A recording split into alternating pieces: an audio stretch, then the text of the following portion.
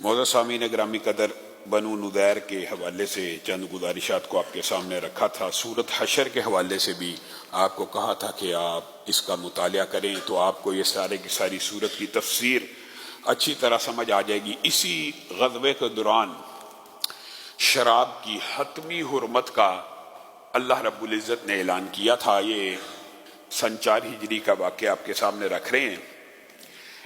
आप एक चीज़ के ऊपर गौर करें कि जिस वक़्त शराब की हुर्मत का ऐलान होता है तो आप देखते हैं कि जितने भी सहाबा हैं, जो भी रसूलुल्लाह सल्लल्लाहु अलैहि वसल्लम को मानने वाले हैं, वो एक सेकंड भी नहीं लगाते, आपको ये भी नहीं पूछते कि जो घर में पड़ी है वो इस्तेमाल की जा सकती है, या जो बंदा भी पी रहा है वो मजीद पी सकता है। नहीं, एक सेकंड से पहले शराबों के मटकों को उंडेला। बाद रवायात के अंदर आता है कि मदीना की गलियों में शराब बहने लगी।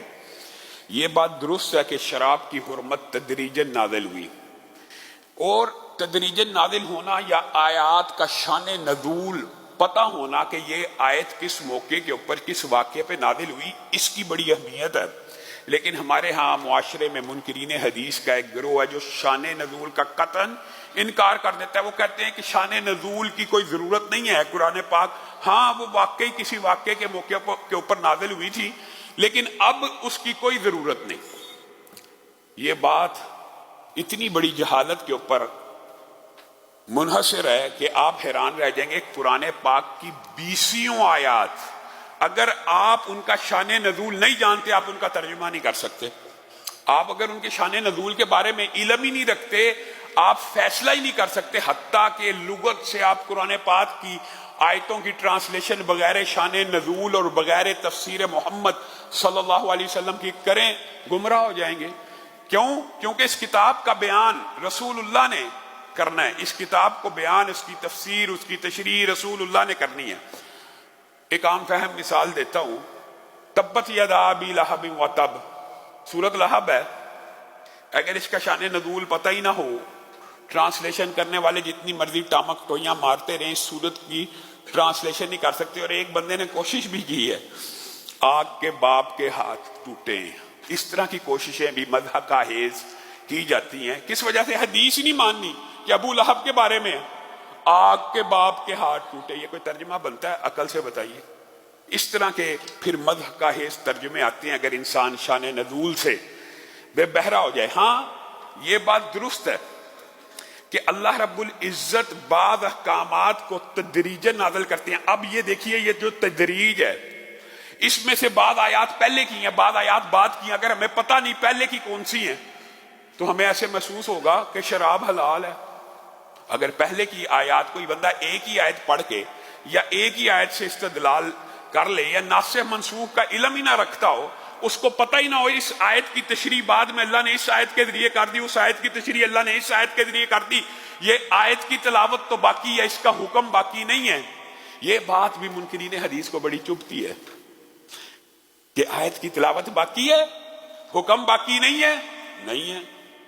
बहुत सी आयात ऐसी हैं कि जिनकी तिलावत तो कुरान पाक में होती है, लेकिन हुक्म अल्लाह ताला ने दूसरी आयत के जरिए तब्दील फरमा दिया हुआ है। इसी तरह अव्वल शराब और जुए के बारे में भी यही बात थी। यसअलूना का अनिल हमरी वल मैसिर कुल फीहिमा इस्मुन कबीर व मनाफिउ लिन्नास। इसमें बहुत बड़ा गुनाह है लेकिन लोगों का नफा भी है। वइस्मुहुमा अकबरु मिन नफइहिमा, और इसका गुनाह इसके नफे से ज्यादा है। अब इस आयत में शराब की हुर्मत नहीं है। ये अव्वल दिबाचा है मुआशरे की इस्लाह करने का, सहाबा की इस्लाह करने का, कि इसमें बड़ा नुकसान है। नफा भी है लेकिन नुकसान है। इसका नुकसान नफे से ज्यादा है। तो सलीमुल फितरत तबीयत के लोग वैसे ही इससे अब किनारा कश होना शुरू हो जाएंगे। और फिर जो मुकम्मल किनारा कश नहीं हो रहे क्योंकि हुर्मत वादे नहीं नाज़िल हुई, उनके लिए कुछ अरसे के बाद अल्लाह ताला ने इस आयत को नाज़िल फरमा दिया, ला तक़रबुस्सलात वअंतुम सुकारा। ओ अल्लाह के बंदो, जब नमाज के लिए आते हो, वुज़ू करते हो, पकीज़ा होते हो, तय्यब होते हो, ताहर होते हो, अपने आप को अल्लाह की बारगाह में खड़ा करना होता है, तो ला तक़रबुस्सलात, तुम नमाज के करीब मत जाना। किस हालत में? कि जब तुमने शराब पी हो। अब बताइए, कोई बंदा منکر حدیث ہو یا شان نزول کا ناسخ منسوخ کا علم نہ رکھتا ہو، وہ آیت کا اتنا ٹکڑا پہلے پیش کرے آپ کو، لا تقربوا الصلاۃ، نماز کے قریب مت جاؤ، نماز کے قریب، کیا مفہوم مکمل ہو جائے گا؟ وانتم سکارا، اور جب تم حالت نشے میں ہو تو تب نماز کے قریب نہ جاؤ۔ آج کوئی بندہ اٹھے اور کہ جی شراب حرام کوئی نہیں، اللہ تعالیٰ نے صرف شراب کو حرام قرار دیا نماز پڑھنے کے وقت۔ اب یہ دیکھیے یہ آیتیں دونوں قرآن پاک میں تلاوت کے اعتبار سے موجود ہے نا، حکماً منسوخ ہو چکی ہے۔ اب یہ حکم باقی نہیں رہا کہ نماز کے وقت شراب نہیں پینی، بلکہ پھر اللہ رب العزت نے دو محکم آیات کو نازل فرما دیا، محکم کو، انما الخمر والمیسر والانصاب والازلام رجس من عمل الشیطان فاجتنبوہ کا ذکر یہاں پہ کیا، اور دوسری آیت میں کہا شیطان تمہارے درمیان عداوت اور بغض ڈالنا چاہتا ہے شراب اور جوے کے ذریعے، فہل انتم منتہون، اب بعد آتے ہو کہ نہیں؟ ختم، اب حرمت کی آیت نازل ہو گئی، اب بعد آ جاؤ، اب اس کو چھوڑ دو، اب اس کو ترک کر دو۔